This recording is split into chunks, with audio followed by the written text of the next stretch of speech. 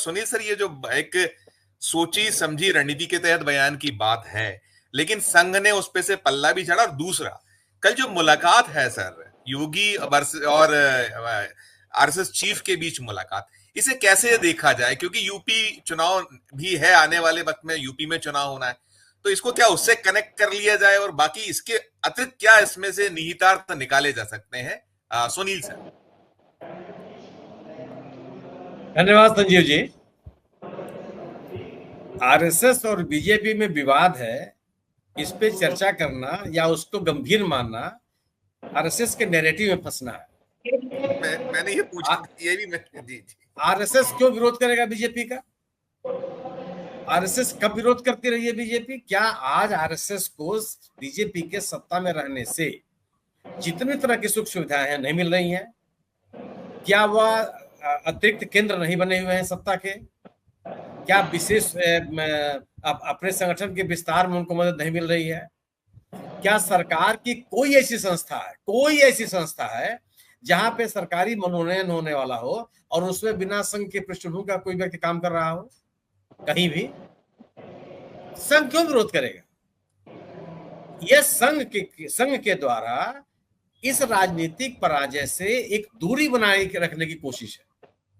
यह बताने की कोशिश है कि अगर यह पराजय अगर हम सक्रिय होते तो यह पराजय नहीं होने पाता। यह एक धारणा बनाने की कोशिश है, इसके अलावा कुछ नहीं है। संघ जितना 2014 में सक्रिय था उतना ही 2024 में सक्रिय, जितना वो 2017 में सक्रिय था उत्तर प्रदेश में उतना ही 2024 में सक्रिय। ऐसा कुछ भी नहीं था। मोहन भागवत साहब ने, बहुत सम्मानित व्यक्ति हैं वो, क्या यह जो मणिपुर की घटना है उनको अचानक पता चला? इसकी जानकारी नहीं थी क्या? जिस घमंड की या अहंकार की बात की जा रही है वो अचानक सबको एलान हो गया कि नहीं साहब बहुत अहंकार है। अगर विपक्ष का कोई नेता बयान देता है तो उसकी बात समझ में आती है, क्योंकि वह सीधे हस्तक्षेप करने की स्थिति में नहीं है। लेकिन सरसंघचालक चाहे आरएसएस, वो तो हस्तक्षेप करने की स्थिति में है। बीजेपी का कोई ऐसा नेता नहीं है, जिसको संघ चाहे और उसके खिलाफ कोई काम कर ले। ये इस कंसेप्ट को मैं स्वीकार करने के लिए तैयार नहीं। लाल कृष्ण आडवाणी के मामले में संघ इसमें सफल हो गया कि उसमें पार्टी सत्ता में नहीं थी। किस सत्ताधीश के खिलाफ आपने कार्रवाई कर ली? अगर वही आडवाणी साहब अटल बिहारी वाजपेयी के खिलाफ किस संघ ने कौन सी कार्रवाई कर ली? किसने हटवा दिया उनको? लेकिन ऐसा भी नहीं था कि अगर आप किसी बात से असहमत हो जाए तो आप नियंत्रण नहीं कर ले, मतलब आप अपने सुझाव नहीं दे सकते, आप ऐश कर रहे हैं पूरी तरह से। तो यह भारतीय जनता पार्टी के राजनीतिक पराजय को जो इस बार 2014 के चुनाव में आया है, इससे एक दूरी बनाए रखने की कोशिश है। यह बताने की कोशिश है कि जो संघ की जन स्वीकृति है उसमें कोई आघात न पहुंचे। इसके अलावा कुछ नहीं है। वो संघ जितना कल सक्रिय था उतना आज भी सक्रिय। क्यों? कि अगर बीजेपी सत्ता में नहीं रहेगी तो संघ अपना विस्तार नहीं कर सकता। उसको अपने विस्तार के लिए, अपनी हर जगह पैठ बनाने के लिए, अपनी उपस्थिति दर्ज कराने के लिए, अपने तरफ लोगों को आकर्षित करने के लिए सत्ता की आवश्यकता है। सुविधा और ऐश्वर्य भी सर, सुविधाएं और ऐश्वर्य वही है। जब आप पाएंगे तो इसके बिना तो संभव नहीं है। तो जो जिस बीजेपी के सत्ता में रहने पर आपको सब कुछ मिल रहा है, आप अपना विस्तार, आप बताइए ना, बीजेपी में जब बीजेपी सत्ता में रही है तब संघ का कितना विस्तार हुआ है, और जब नहीं रही है तब कितना विस्तार हुआ है। केरल में सर्वाधिक शाखाएं केरल में लगती हैं, क्या विस्तार कर लिया आपने? उत्तर पूर्व में सर्वाधिक शाखाएं चलती हैं आपकी, कितना विस्तार कर लिया? आज क्या स्थिति है वहां कि उत्तर पूर्व का कोई ऐसा राज्य नहीं है, मैं अरुणाचल प्रदेश अभी चलिए मान लेता हूं मैं, कोई जहां पे भारतीय जनता पार्टी के सामने चुनौती नहीं है। मणिपुर की स्थिति है कि दोनों सीटें आप हार गए। आपको लग रहा था कि आप वहां पे ध्रुवीकरण के कारण आपकी चुनाव जीत हो जाएगी। मिजोरम में जो आपका सहयोगी पार्टी है उसने आपके साथ प्रचार करने से मना कर दिया। सिक्किम का चुनाव परिणाम आपके सामने है। नागालैंड और मेघालय की स्थिति आपके सामने है। क्या कर लेंगे आप? और बहुत शाखाएं वहां लगती हैं और संघ बहुत सक्रिय है। अगर आप सत्ता में नहीं रहेंगे तो क्या कर लेंगे? किसी पार्क में शाखा लगाने की आपके पास ताकत नहीं रहेगी। इसलिए आपके साथ आवश्यकता है कि आप सत्ता में रहें।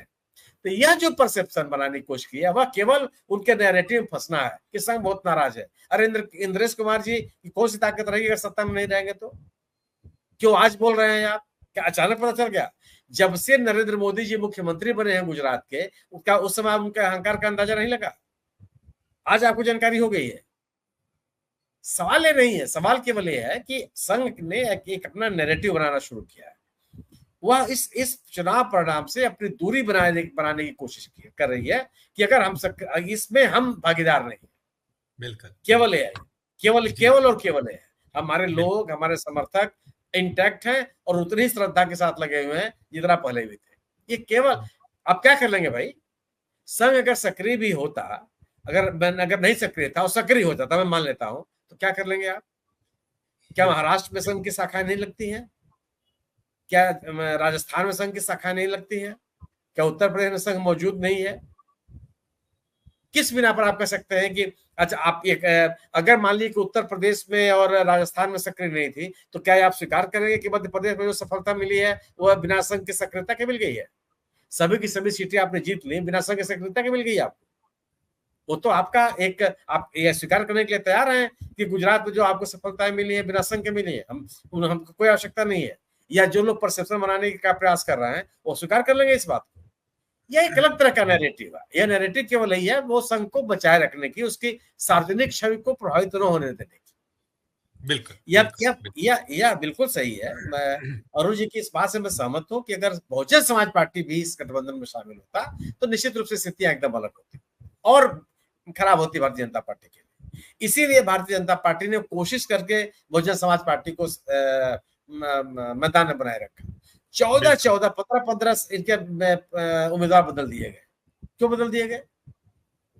परिणाम क्या हुआ कि बहुजन समाज पार्टी अपने राजनीतिक गतिविधियों के कारण अपने न्यूनतम स्तर पर है इस समय जन समर्थन, 2.5 में भी नहीं पहुंच पाया। तो अगर कोई राजनीतिक दल अपने अस्तित्व की कीमत पर अपने विरोधी की मदद करने के लिए तैयार है तो इसका कोई विकल्प किसी के पास नहीं। बिल्कुल, बिल्कुल, बिल्कुल। अगर इतनी आत्महंता हो जाएंगे तो क्या कर लेगा आप? जी, लेकिन निश्चित रूप से अगर बहुजन समाज पार्टी भी इस गठबंधन में शामिल होती तो आज एकदम न केवल उत्तर प्रदेश, कई राज्यों में उसका असर पड़ता। अब अगर आप बात करते हैं कि इनकी मुलाकात की, मोहन भागवत साहब की और मोदी, गोरखपुर उनका कार्यक्रम चल रहा है, तो ऐसा नहीं हो सकता ना कि अगर उत्तर प्रदेश में हो और इन लोगों की मुलाकात न हो। टाइमिंग सर, थोड़ी सी टाइमिंग को लेकर बात होती है, जो देखिए जो चीजें आती हैं जी, सब वहां पे कार्यक्रम चलेगा। अगर उत्तर प्रदेश में कोई कार्यक्रम चल रहा है तो मोहन भागवत जी से मुलाकात नहीं होगी? ये संभव है क्या? जी, टाइमिंग कुछ नहीं, चूंकि चुनाव के बाद कार्यक्रम, और अगर हाँ कार्यक्रम चल रहा हो केरल में और योगी जी की मुलाकात हो रही है तब आप कहेंगे कि टाइमिंग क्या है। कार्यक्रम चल रहा हो पश्चिम बंगाल में संघ की और योगी जी वहां जाकर के बैठे हुए हैं, तब टाइमिंग की बात पैदा होगी। अगर उत्तर प्रदेश में मोहन भागवत जी मौजूद हैं और योगी जी की उनकी मुलाकात है, कोई टाइमिंग नहीं, वो आ रहे हैं इसलिए वो मिल रहे हैं। और आप ये सोचिए ना कि योगी जी के सामने भारतीय जनता पार्टी क्या चुनौती प्रस्तुत कर सकती है? योगी के बराबर का लोग, माने आप योगी के विरोधी हो सकते हैं, लेकिन योगी का विकल्प कौन है? आप मजबूत ताकत में हैं, आप किसी को मुख्यमंत्री बना दीजिए, लेकिन अगर आपका जनाधार खिसक रहा है और आपको अपनी ताकत को समेटना है तो आपको तो एक मजबूत व्यक्ति चाहिए ना, जो आपकी ताकत को समेट ले। क्या कोई ऐसा व्यक्ति है जो, योगी ने तो अपनी योग्यता प्रमाणित कर दी, गोरखपुर और आसपास की जितनी सीटें थी वो जीत के दिखा दिया। बाकी जगह प्रदेश के भारतीय जनता पार्टी के प्रदेश अध्यक्ष भूपेंद्र सिंह जी अपना गृह जनपद हार गए, आसपास के संसदीय क्षेत्र हार गए। उप मुख्यमंत्री केशव प्रसाद जी मौर्य अपना गृह जनपद हार गए, आसपास के सभी क्षेत्र हार गए। दूसरे उप मुख्यमंत्री ब्रजेश जी पाठक मोहनलालगंज हार गए, सीतापुर हार गए, रायबरेली हार गए, अमेठी हार गए, सुल्तानपुर हार गए, श्रावस्ती हार गए। ये सब आपके प्रभाव वाले क्षेत्र हैं। किसका नाम लेंगे आप? विकल्प कौन है? और अगर आप किसी को ले भी आएंगे तो क्या वो योगी का विकल्प बन सकता है? क्या वो गिरते हुए जनाधार को रोक सकता है? सवाल ये भी तो। आप हिंदुत्व का, अगर आपके पास दो ही ताकत है, एक ताकत है कि आप गवर्नेंस का नैरेटिव चला लें और दूसरा हिंदुत्व। तो हिंदुत्व के नाम पे कोई आपके पास चेहरा है, या गवर्नेंस के नाम पे कोई बड़ा चेहरा हो, या संगठन कोई बहुत बड़ा मजबूत आदमी हो, मेरी निगाह में तो कोई नहीं है। हो सकता है कोई खोज किया जाए। सुनील सर, ये क्या अपर हैंड नागपुर का रहा है, दिल्ली का नहीं?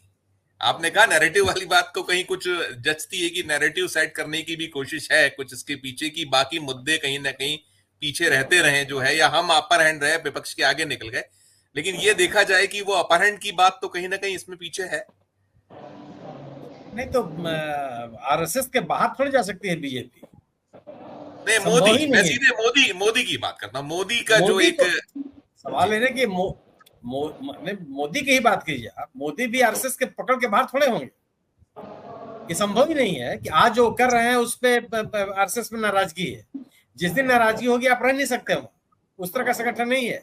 और आप मुझे एक नेता बता दीजिए जो बीजेपी छोड़ा हो और उसके साथ जन समर्थन रहा हो, कभी नहीं। किसी एक नेता का नाम बताइए, बलराज नहीं मधोक है। से लेकर के कल्याण सिंह होते हुए और सुब्रमण्यम स्वामी तक, किसी एक नेता का नाम बताइए जो बीजेपी से अलग हुआ। आप अपने राज्य में देख लीजिए आप, जी जी, उमा भारती कोई का आश्रम ने देखा, उमा भारती का आप आश्रम ने देख देखा। जी फिर। जी और अगर आप मध्य प्रदेश में गैर कांग्रेस का कोई राजनीति का माहौल बनाया तो वह भारती ने बनाया। जी। इसके पहले किसके पास जितना उन्होंने संघर्ष किया। और जब बीजेपी से अलग हुई, नई पार्टी बनाई, कोई ऐसा क्षेत्र था जहां उनकी जमानत जब्त हो गई हो? तो ये पार्टी अलग है, मतलब यहाँ पे नेता के साथ कोई जन समर्थन नहीं रहता। तो वो मैं लेकिन लेकिन लेकिन सुनील सर, बहुत माफी चाहता हूँ, चेहरा तो अभी इस वक्त वो जो बात अरुण सर ने कही कि उनकी वो कोशिश सही है, ये बिल्कुल दिखी वैसा। कि अरुण जी जेब में की बात, रखना, अब आरएसएस को जेब में रख लिया जाए, तो नहीं नहीं वही नहीं, ये कहीं सब उसी नहीं, को, वही वही एक उसका रिपरकेशन है कि दिखाना है आईना कि देखिए ये नहीं, ये है। आप ये तो नहीं मानना देखो पड़ेगा। नहीं, यह आप हमको, आपको लगता है अरुण जी की बात सही है, लेकिन कोई नेता, भारतीय जनता पार्टी का नेता संघ को जेब में रख ले, ये संभव नहीं है। वह संघ उससे वो ये काम करा रहा है। जैसे कि रविंद्र जी ने कहा कि इतिहास बदलने की बात अब नहीं की जाती। अरे साहब, बदलने की बात, उन्होंने एनसीईआरटी के सिलेबस चेंज कर दिए, जो चाहा वो लिखवा दिया। बहस क्यों करेंगे? वो बहस तो तब कर रहे थे जब करना नहीं था, अब तो करने की ताकत में उन्होंने जो चाहा वो लिखा। जिसका जो जो चाहा पाठ्यक्रम में रखना चाह रखा, नहीं पाठ्यक्रम में रखना चाह उसको निकाल दिया। अब बहस करते रहिए, बहस का सवाल नहीं है। तो मैं, और दूसरी चीज जो आपने कहा कि असर का, अगर आप व्यक्तिनिष्ठ राजनीति करेंगे फिर सुधार की गुंजाइश नहीं रहती है। नीति परक राजनीति करेंगे तब गुंजाइश रहती है संशोधन की और सुधार की। भारतीय जनता पार्टी जिस तरीके से व्यक्तिनिष्ठ राजनीति पे आश्रित होती चली जा रही है, उसको यह दिन देखना ही था।